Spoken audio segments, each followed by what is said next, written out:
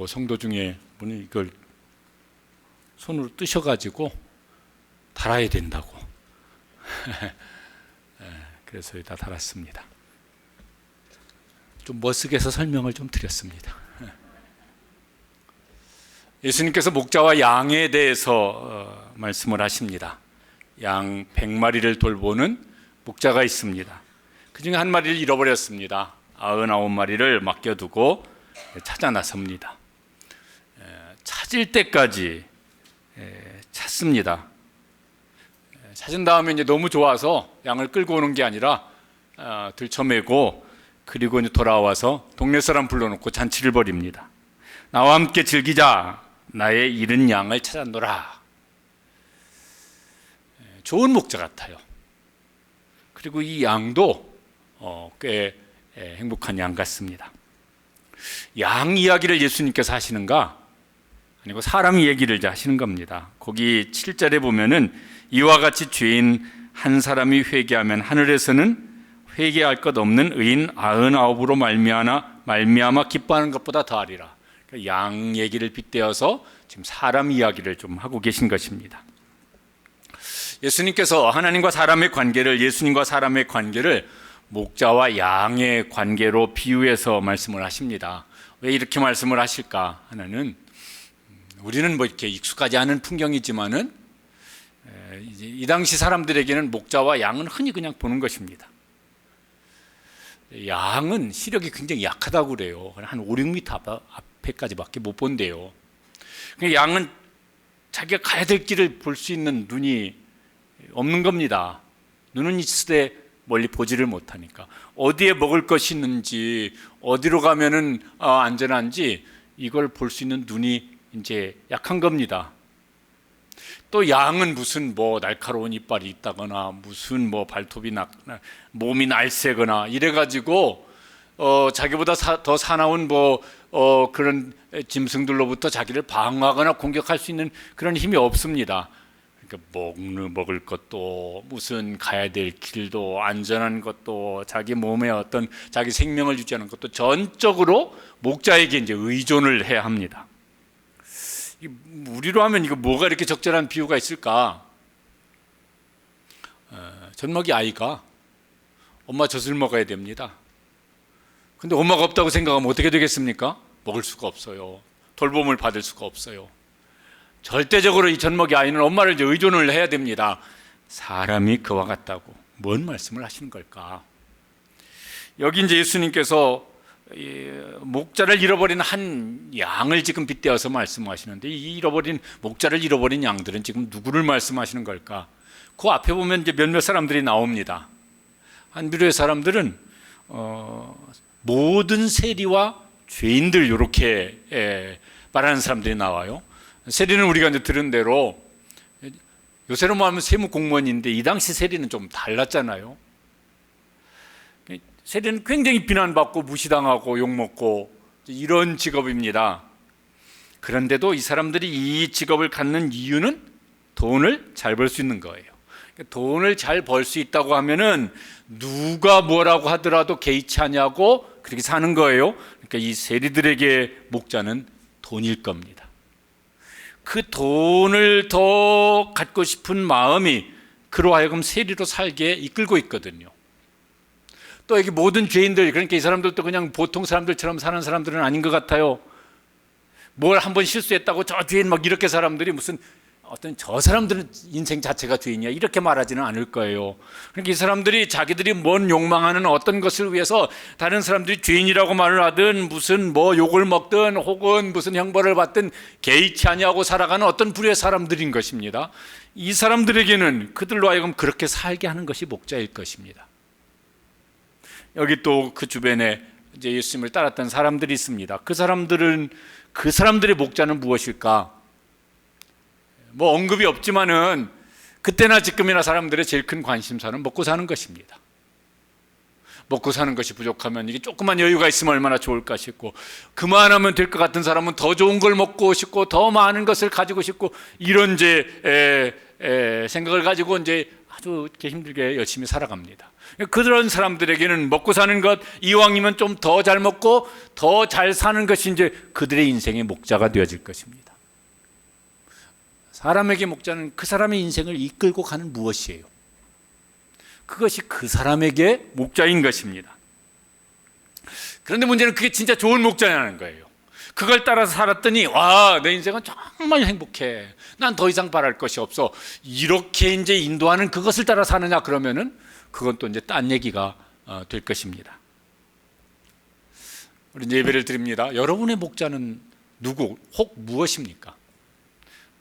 여러분을 여기까지 이끌고 온 것, 제일 나로 하여금 이렇게 살아서 여기까지 오게 한 제일 큰 원인이 되는 걸, 그게 이제 나의 목자일 거예요. 그게 무엇이라고 생각을 하십니까?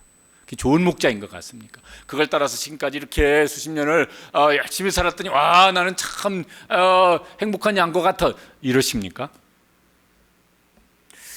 그러면 이제 좋겠는데, 그렇지 못한 분들도 계실 거예요. 우리가 이제 막 이렇게 저분들 한번 전도하자 그래서 마음에 품은 태신자들이 있습니다. 그분들의 인생을 끌고 가는 목자는 뭘 것 같습니까?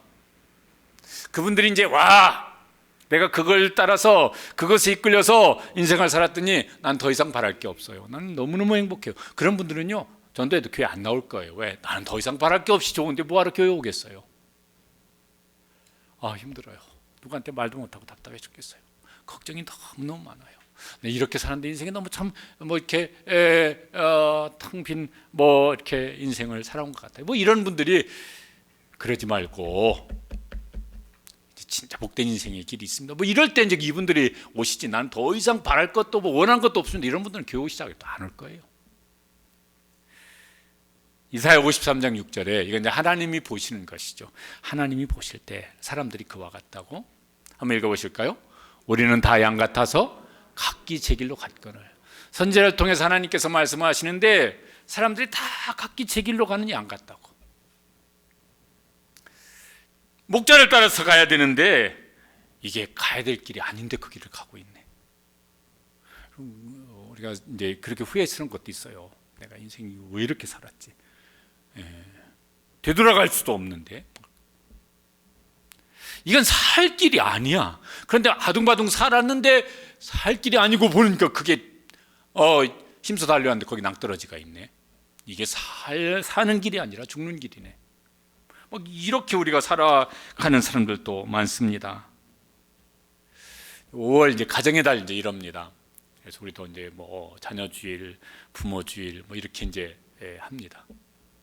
가정에 대한 이런 뭐 이런 통계들을 이제 보았습니다. 해마다 이렇게 그 실종 아동 8세 이하 같은 그래서 신고되는 건수가 2만 건이 넘는다고 그래요. 부모를 잃어버렸어요. 부모는 자녀를 잃어버리고 자녀는 부모를 잃어버렸어요. 대부분은 요새 뭐 이렇게 여러 가지 뭐 이렇게 이제 잘 찾을 수 있는 방도가 있지만은 어떤 부모는 내내 찾지 못하고 어떤 자녀는 내내 부모를 찾지 못하는 그런 자녀들도 있을 것입니다. 왜 잃어버릴까 그러면요, 제 길로 가다가 부모 따라가야 되는데 제 길로 가다가 잃어버렸어요. 부모는 애 뒤를 잘 따라갔어야 되는데 부모는 제 길로 가다가 잃어버렸어요. 2020년 통계인데 아동 학대 건수, 이게 신고된 아동 학대 건수가 3만 건이 넘더라고요. 근데 이 아이를 학대한 사람이 누구겠습니까? 제일 많은 사람이 부모죠. 그게 한 80% 정도 되더라고요. 아동 학대 건수로 신고가 되어졌는데 학대한 당사자가 누구냐? 그 부모예요. 아니, 부모는 왜 그러는 거야? 아이가 또 마음에 쏙 들면 또 안 했을지도 모르겠지만, 그러니까 아이도 부모도 각각 제 길로 가다 보니까 가서는 안 될 길로 가는 뭐 이런 일들이 이제 있는 것입니다. 아이들만 그렇겠습니까? 실종 노인 건수도 1만 건이 넘더라고요. 찾으면 좋은데 못 찾으면요, 안 찾든지 못 찾든지 그러면은 자식에게서부터 길을 잃어버린 이런 이제 부모일 것이에요. 노인 학대 건수도 2020년 17,000건이 신고가 됐다고 그래요. 아동 학대 건수도 많지만 노인 학대 건수도 많아요. 근데 누가 학대를 할까? 가족이죠. 가족 중에 제일 누구? 아들이 제일 많고 딸이 그다음 많고, 그다음에 무슨 뭐 며느리, 그다음에 뭐 무슨 뭐 사위, 또 뭐 배우자, 뭐 이런 가족에게 학대를 당하는데 노인 학대의 88%는 가족이래요. 참 이것도. 근데 여러분, 이런 것이 갈수록 줄어들고 있는 거겠습니까? 늘어나고 있는 거겠습니까? 늘어나고 있다니까요. 코로나 겪으면서 막 집안에서 막 식구들이 있다 보니까 와, 우리 이게 뭐처럼 바빠가지고 같이 밥도 못 먹고 같이 무슨 시간도 못 보냈는데, 코로나 덕분에 우리 가족이 막 같이 모여서 밥 먹고 막 같이 막 시간 보니까 너무 좋다, 이런 게 아니라 아우, 이놈의 코로나 때문에 같이 있으니까 힘들어 죽겠네. 이러면서 이런 건수가 더 이제 훨씬 더 많아졌대요. 지난 코로나 기간 동안. 각기 제 길로 가는 그런 모습일 것이요. 우리나라가 무슨 막 이런 거 얘기하는 것조차도 마음이 이렇게 슬픈 일이지만은, 자살 건수가 뭐 OECD 국가 중에 뭐 제일 높다 이런 것이 벌써 10몇 년째 계속되고 있는 일입니다. 그 중에 이제 청소년, 청년 사망 원인의 한 55%는 자살입니다. 부모들 입장에서 보면 지가 무슨 처자식이 있어, 부양을 부모를 부양하라고 그래, 지들이 무언 걱정거리가 있다고 그래, 그럴지 모르겠지만 자기들은 힘든데 어떻게, 길이 안 보이는데 어떻게, 아니 길이 보이는데 먹을 거 다 있어도 나는 이러면서 내가 왜 살아야 돼, 막 뭐 이런.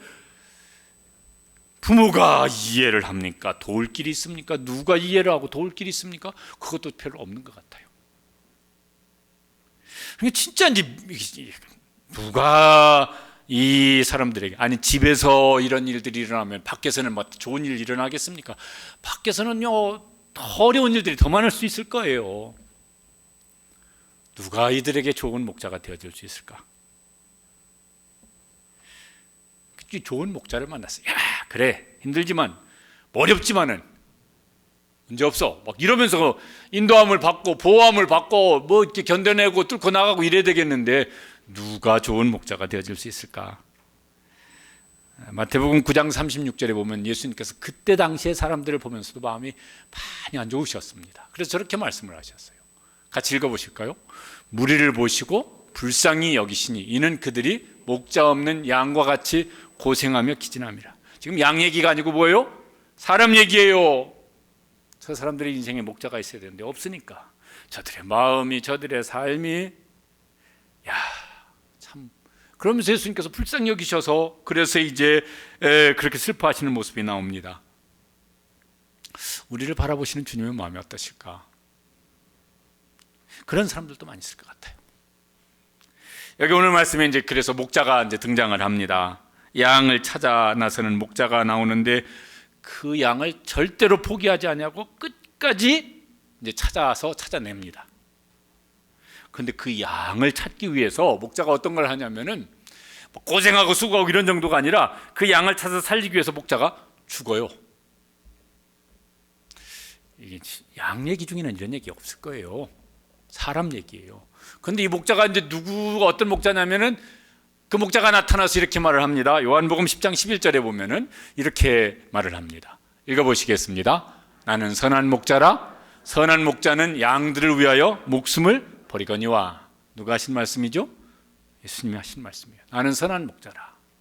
나는 이런 양들을 건져내고 찾아내고 살려내기 위해서 나는 목숨을 버린다. 그 다음에 15절에도 보면 이렇게 말씀하셨어요. 나는 양을 위하여 뭐하노라? 목숨을 버리노라. 그리고 십자가에 죽으셨습니다.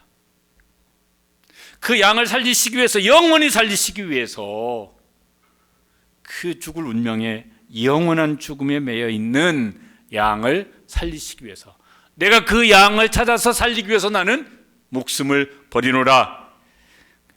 진짜 예수님은 우리에게 평생토록, 영원토록 좋은 목자이십니다. 여러분, 예수님을 내 인생의 목자로 그렇게 믿고 예수님을 내 인생의 목자로 영접을 하셨습니까? 인생 살면서 제일 잘하신 일이죠. 근데 문제가 있어요. 목자가 명목상의 목자인데 명목상으로는 목자인데 내 인생의 실제적인 목자는 아니네. 뭔 소리예요? 예수님을 목자로 고백하는데 그 목자가 인도하시는데 인도하시는 건 모르겠어요. 그러니까 따라가지도 않아요. 그러니까 목자 따로 양 따로, 이름만 목자네. 이렇게 되어지면은 목자도 슬프겠지만 양도 행복한 양은 될 수가 없습니다. 예수님께서 뭐라고 말씀하시냐면은 이렇게 말씀을 하세요. 예수님은 선한 목자이신데 양들 위해서 목숨을 버렸는데 그 목자의 인도하심을 받고 양은 따라갈 생각이 없어요. 그러면은 예수님이 그를 위해서 목숨을 버리신 목자가 되었을지언정 양에게는 아무 유익도 이제 없을 것이에요.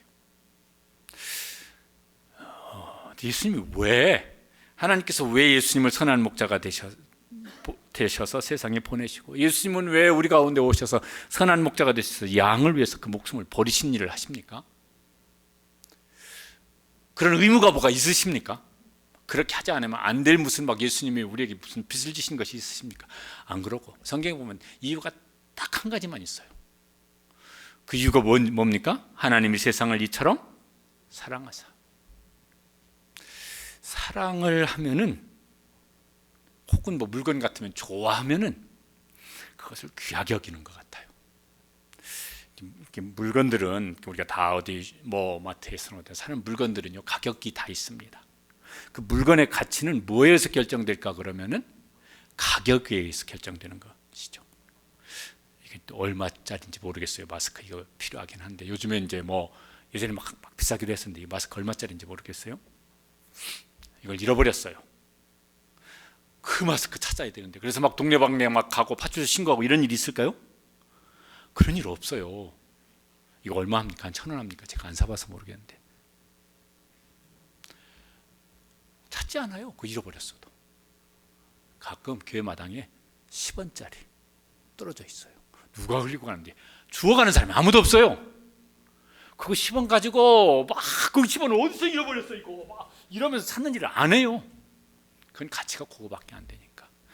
그런데 이 마스크가 이게 1,000만 원짜리야. 그럼 이거 찾겠습니까? 안 찾겠습니까? 찾죠. 동네방네 돌아다니면서 찾고 경찰서에 신고하고 파출소에 신고하고 뭐 어디 막 어디다가 이렇게 전단지 붙여가지고 찾고 찾을 거예요. 왜요? 이건 비싼 거니까, 귀한 거니까 이건 찾을 것이. 사람의 가치는 어떻게 정해질까? 두 가지로 정해지는 것 같습니다. 하나는 그 사람의 능력에 의해서 가치가 정해지는 것 같아요. 이건 어디에서 그렇게 할까요? 회사 일하는 데서. 이 사람의 일하는 능력이 이래서 연봉은 이만큼인데 보니까 나이도 먹고 뭐 기술도 이제 못 따라가고 그러니까 이 사람 능력이 떨어졌네. 그러면 연봉을 깎든지 저는 그렇게 그러면 못합니다. 그러면 나가라고 하든지 뭐 이렇게 될 것 같아요. 그런데 그런 관계가 아니야. 가족이든지 무슨 친구든지 부부든지 이런 관계에서는 사람의 가치가 뭐로 정해질까? 뭐로 정해질 것 같습니까? 사랑으로 정해지는 것 같아요. 내가 정말 사랑하면은 세상 다 줘도 바꿀 수가 없어. 그런 사람 있으십니까? 네. 부부끼리 그러면 좋겠는데 그래서 결혼을 했는데 나이 들면은 이사할 때 뭘 꼭 남자는 붙잡고 있어야 된다고? 강아지를 안고 있어야 된다. 이제는 그 사랑이 식어져 가지고 아이고 아니 죽지도 않나 왜 아직 살아가지고 저러나 막 이런다. 아니 요참 이사 갈 때 싹 놓고 이제 몰래 이사 가 버려야 되는데 강아지 안고 있으면 강아지는 귀하니까 데려가니까 강아지를 떼놓을 수 없으니까 사람 데려간다. 하여튼 뭐 전설의 고향 같은 얘기가 있습니다. 사랑하면은 세상 다 줘도 그 사람 바꿀 수가 없어요. 근데 그 사랑이 뚝 떨어져 버리면 귀찮아요. 부담스러워요. 아유, 왜 집에 와서 밥 먹겠다 그래. 밖에서 좀 밥 좀 얻어 먹고 들어오지. 밥 주는 것도 싫어요. 사람들은 그렇게 사람을 대합니다. 그런데 그러면요 우리 마음이 이렇게 사람만 신경 쓰면은 힘들어요. 행복하지 못해요. 그때 이렇게 정신을 잘 차려서 하나님이 나를 얼만큼 가치 있게 여길까? 사람은 진리가 아닙니다. 사람은 늘 변해요. 하나님이 나를 얼만큼 가치 있게 여길까? 그러면 하나님이 얼만큼 나를 가치 있게 여기시겠습니까? 예수님의 생명과 맞바꾸셨으니까 예수님의 생명만큼 가치 있게 여기십니다. 그래서 찾아오신 거예요. 예수님이 그렇게 사랑하셔서, 사랑하니까 귀하게 여기셔서 세상까지 찾아오시고, 그 사람 살려내시려고 십자가에 대신 목숨을 바꾸셔서 십자가에 죽으셨습니다. 사람들이 날 무시한다고 생각되어질 때 기분 나쁘죠. 마음에 상처되어지죠. 그런데 그때 얼른 하나님이 나를 얼만큼 가치 있게 여기실까? 그래서 예수님을 바라보고 예수님의 십자가를 바라볼 수 있게 되시기를 바랍니다. 그러면서요, 그래, 뭐 너는 그렇게 생각하지만 그래도 나를 세상에서 가장 귀하게 여기는 하나님이 계시니까 그럼 됐다. 이러면서 다시 그게 진리예요. 그건 변치 않는 사실이고 그게 진리입니다. 그래서 다시 확신을 갖고 또 용기를 얻고 나아갈 수 있는 성도들 되시기를 주님의 이름으로 축복합니다. 목자는 양을 그렇게 살리고 그 다음에 이제 돌봅니다. 끝까지 돌보는데 이사야 40장 11절에 보면 이렇게 말씀하십니다. 같이 읽어보시죠.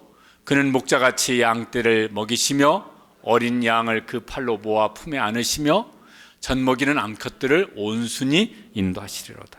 메시아가 오실 것을 예언하시면서 그분이 목자가 되셔서 안으시고 먹이시고 그리고 인도하시겠다고. 언제까지 그렇게 하실 것이냐? 예수님이 승천하시기 전에 하셨던 말씀이죠. 같이 읽어보실까요? 내가 세상 끝날까지 너희와 항상 함께 있으리라. 예수님 저 약속 지키시겠습니까? 지키시죠. 지금 눈에 보이는 것이 다가 아니에요. 지나온 길을 돌이켜보면 그렇게 하신 것들이 많고, 그래서 지금 겪고 있는 일도 지나고 나면 그때 함께 하셨고 지키셨고 인도하셨구나, 그렇게 고백할 수 있는 것들이 많아지게 될 것입니다.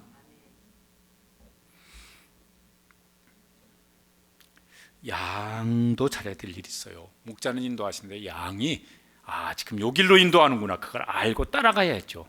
그래 인도함을 받죠. 목자는 인도하는데 딴 길로 가면은 인도함을 받을 수가 없어요. 방황하죠. 목자와 양에 대해서 예수님께서 요한복음 10장에 말씀하셨는데 거기 10장 14절에 보면은 이게 상호작용이 잘 일어나야 될 것을 말씀하십니다. 나는 선한 목자라, 나는 내 양을 알고. 예수님께서 예수님의 양을 아시죠. 우리를 아시죠. 그런데 거기서 끝나면 안 되고 그 다음에 뭐라고 말씀하십니까? 양도, 나는 누구예요? 목자죠. 양도 목자를 알아야 된다고.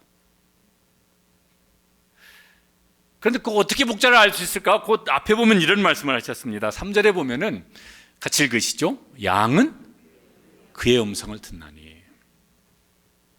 양이 목자가 지금 인도하는 음성을 들어요. 내비게이션처럼 좌회전해라, 우회전해라, 그 길 아니고 유턴해라, 돌아서 해야 돼. 그 인도를 하세요. 근데 그걸 알아듣느냐는 것이.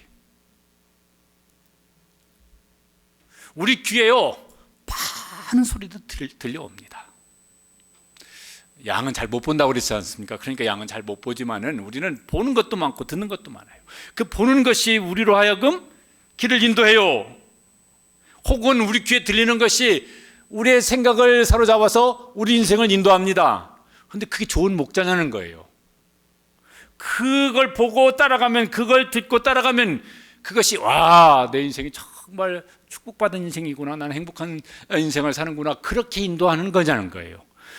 예수님은 우리의 좋은 목자가 되셔서 그렇게 보여주시고 그렇게 들려주시는데 그걸 얼만큼 듣느냐는 거예요. 그 다음엔 듣는 데서 끝나면 안 되죠. 그 다음 절에 보면은 이렇게 말씀하십니다. 읽어보시죠. 앞서가면 양들이 그의 음성을 아는 거로 따라오되. 목자의 음성이지. 그럼 당연히 목자의 음성을 따라가야지. 그리고 따라가야 돼요. 그래 인도함을 받아요. 그래 보호하심을 받아요. 그래 품에 안으시고 그것을 이렇게 뛰어넘어서 평안한 길로 인도하시는 것을 경험할 수가 있습니다. 여러분의 인생에 예수님이 좋은 목자이십니까? 목자의 음성을 잘 듣고 계십니까? 잘 따라가고 계십니까? 이 일을 귀에 들리는 소리라고 다 듣지 마시고 뭐든지 우리가 잘 이렇게 구별해서 들어야죠. 목자의 음성을 듣고 그 그게 사람들이 가는 길이 아니더라도 목자가 인도하는 길로 따라갈 수 있게 되시기를 바랍니다.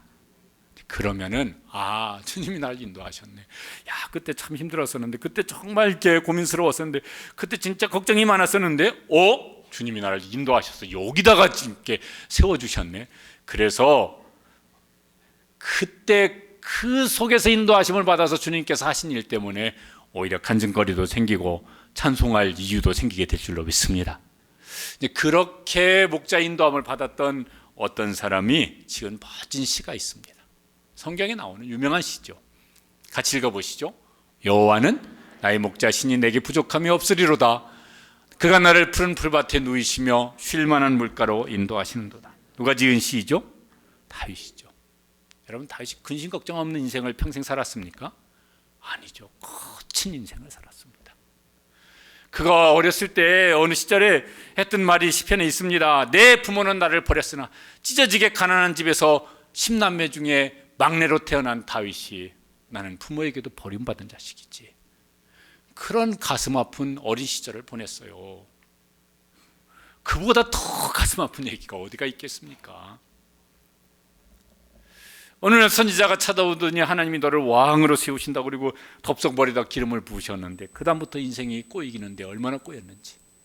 그래서 그 다음부터 목숨을 부지하기 위해서 도망다니는 일을 10수년간을 계속을 합니다. 그의 청년 시절은 목숨을 부지하기 위해서 도망다니는 인생이었어요. 거기 사무엘상 보면 이렇게 말하는 것이 나옵니다. 나와 사망 사이는 한 걸음뿐이라. 내가 한 걸음만 더 나갔더라면, 한 걸음만 물러섰더라면 난 거기서 죽었을 거다. 왕이 된 다음에도요, 하나님께서 그에게 아브라함 때부터 주신 그 약속의 땅이 있어요. 이걸 정복하기 위해서 오랜 세월 수많은 정복 전쟁을 합니다. 그러니까 얼마나 힘들고 얼마나 거칠고 얼마나 위험스러운 인생을 살았는지 모릅니다.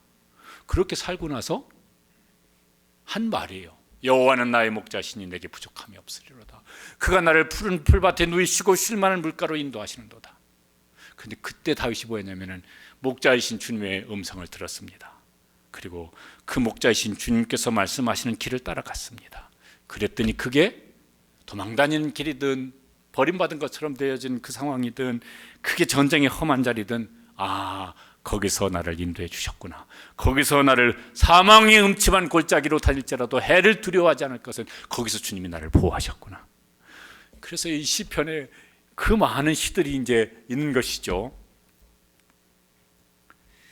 우리가 목자이신 주님의 인도하심을 잘 따라가면서 다윗과 같은 이런 고백이 인생의 연수가 더해질수록 더 많아지는 그런 행복한 양인 성도들 되시기를 주님의 이름으로 축복합니다.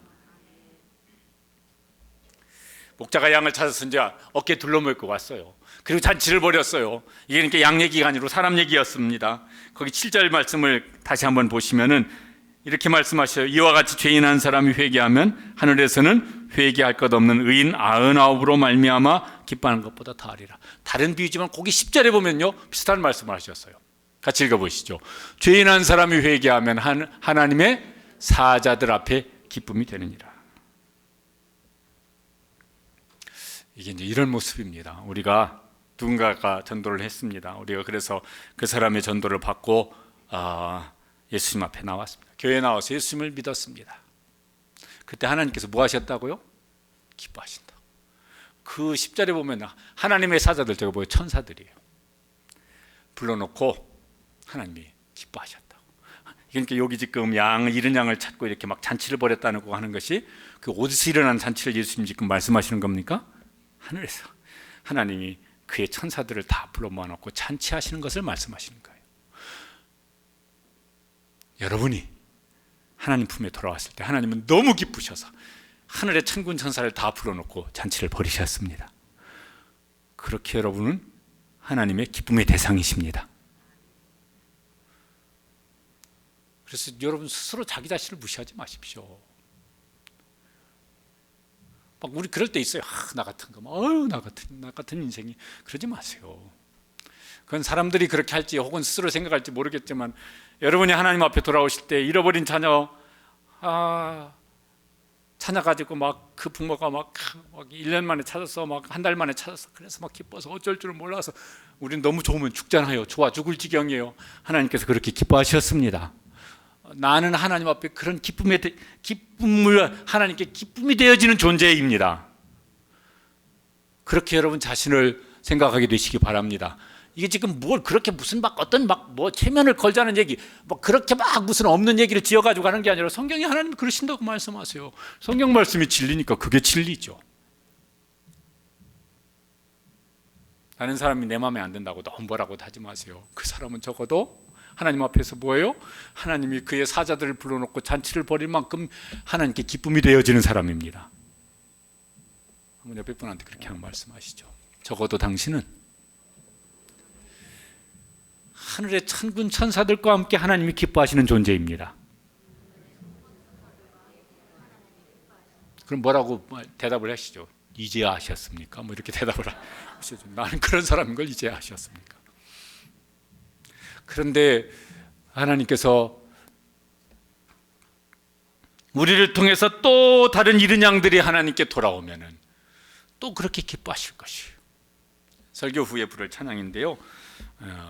어떤 분이 여기 지금 여기 15장 7절 10절 요 성경 구절을 가지고 찬양곡을 만든 찬양인데 가사가 이렇습니다. 예수 이름이 온 땅에 퍼져가네. 잃어버린 영혼 예수 이름 그 이름 듣고 돌아오네.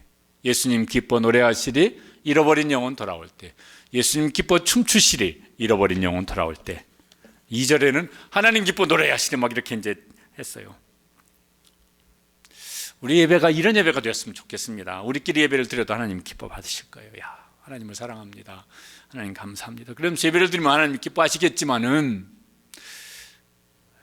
계속 우리끼리만 예배 드리면 하나님께서 가끔씩은 이렇게 둘이버린 것일 것 같아요. 잃어버린 영혼 함께 예배 드리는 건 언제 할래? 부모님 예배를 드리는데 자녀들은 예수님 떠나서 지금 있습니다. 너는 와서 예배 드리는데 내 자녀는 언제 와서 함께 예배 드릴래? 그러시지 않을까요? 그런데 그 잃어버린 영혼이 우리와 함께 와서 예배 드리면은 그 예배를 받으실 때 하나님께서 자리에서 벌떡 일어나셔가지고 노래를 부르시고 춤을 추시면서 우리 예배를 받아주실 것입니다. 우리 주일 예배가 그렇게 되어지고 목장 예배가 그렇게 하나님이 기뻐 노래하시고 춤을 추시면서 받으시는 그런 예배를 드리기를 우리가 힘쓰면 좋겠습니다. 하나님은 하늘에서 기뻐하셔서 춤을 추시고 우리는 여기서 기뻐하고. 요한복음 10장 16절에 예수님께서 이런 말씀을 하셨습니다.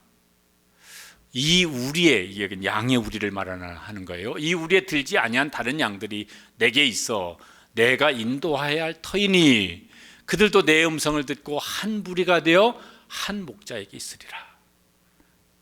근데 예수님께서 막 천사들과 함께 이 땅에 내려오셔서 막 이 집 저 집 이 사람 저 사람 찾아다니시면서 만나시면서 그들을 인도하십니까?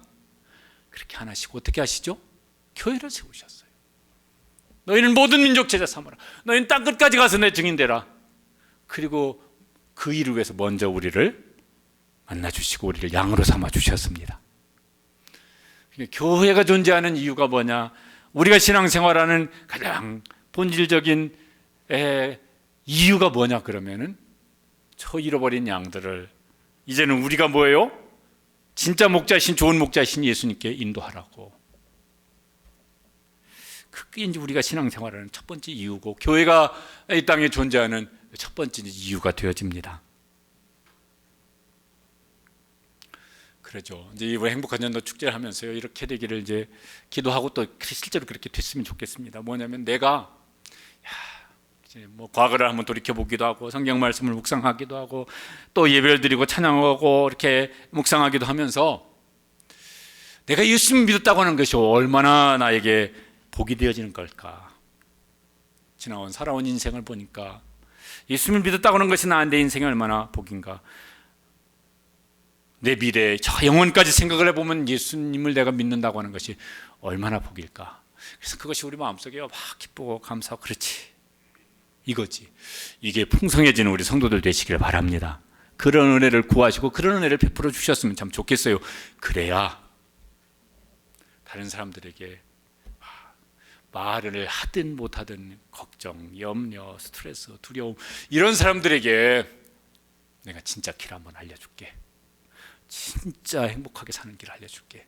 그러면서 우리가 이분들한테 예수님을 전할 수가 있죠.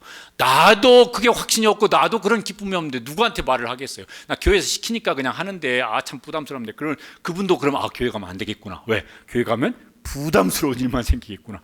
이러면 이게 참 이게 안 될 일이죠.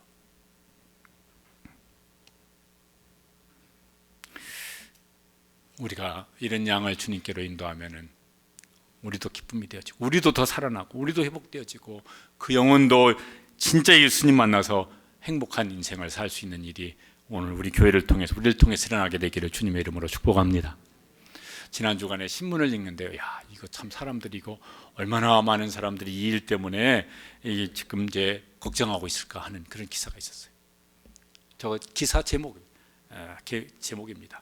K코인 루나 99% 폭락. 루나로 암호화폐예요. 돈방석 앉았던 권도형 달, 루나가 말 라틴어로 달일 겁니다. 달 대신 지옥으로. 이런 기사가 있더라고요. 저 권도형이라고 하는 사람이 30살이더라고요. 근데 저 사람이 암호화폐를 루나하고 뭔가를 개발을 한 사람이래요. 그래서 저 사람이 개발한 암호화폐가 시장에서 유통되는 규모가 100조 원이래요. 상상이 안 되는 거죠. 그러니까 암호화폐 시장에서는 세계적으로 손에 꼽히는 사람이래요. 100조 원을 움직이는 사람. 그런데 그 암호화폐가 99% 가격이 폭락을 해버렸습니다. 암호화폐가 막 주식, 부동산 이런 것보다 이게 대박 나는 거예요. 그래서 투자한 사람들이 많다고 그래요. 우리 중에도 그런 분 계실지 모르겠습니다. 그 마음이 얼마나 폭락할까? 그 삶이 얼마나 폭락할까? 수많은 사람들이. 그런데 그런 목자들이 세상에 많아요. 그게 저 암호화폐가 됐든 또 다른 무엇이 되어졌든 그걸 따라갔는데, 그러면은 그게 내 인생의 복이 될 거라고 따라갔는데 마음도 폭락하고 내 삶도 인생도 폭락해지는 일들이 얼마나 많을까? 그러면은 많죠.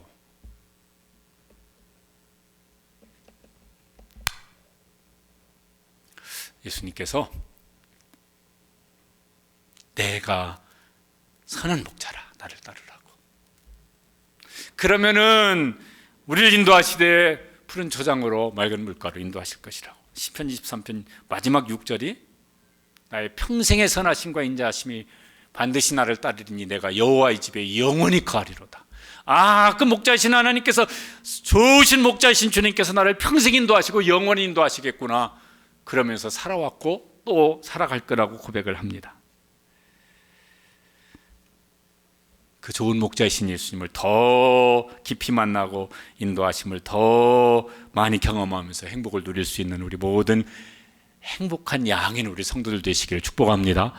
그래서 이런 양과 같은 우리 주변에 우리 자녀부터 가족부터 부모 형제부터 우리에게 곁에 있는 사람들을 그렇게 인도할 수 있는 일에 마음을 힘을 쏟았으면 좋겠습니다. 다윗은 목동 출신입니다. 그가요, 양을 돌볼 때 어떻게 돌봤다고 하는 말이 나오는데, 저렇게 하면 참 좋겠다. 사무엘상 17장 34절 35절인데 같이 읽어보실까요? 주의 종이 아버지의 양을 지킬 때 사자나 곰이 와서 양떼에서 새끼를 물어가면 내가 따라가서 그것을 치고 그 입에서 새끼를 건져내었고 죽을 각오하고 양을 지켜낸 것이 우리 자녀들을, 혹은 부모를, 형제를, 배우자를 다윗과 같은 마음으로 좋은 목자 예수님께로 인도하려고 저렇게 기도하고 저렇게 애를 쓰고 저렇게 무슨 사랑하고 섬기면, 그러면은 하나님께서 돌아오게 하시지 않을까. 저렇게까지 하는데.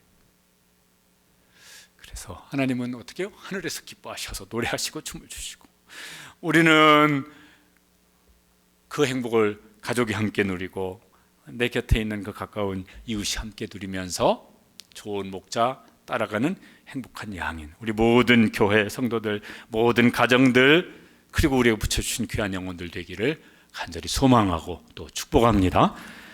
기도하시겠습니다. 이 시간 기도하실 때 주님께서 우리에게 찾아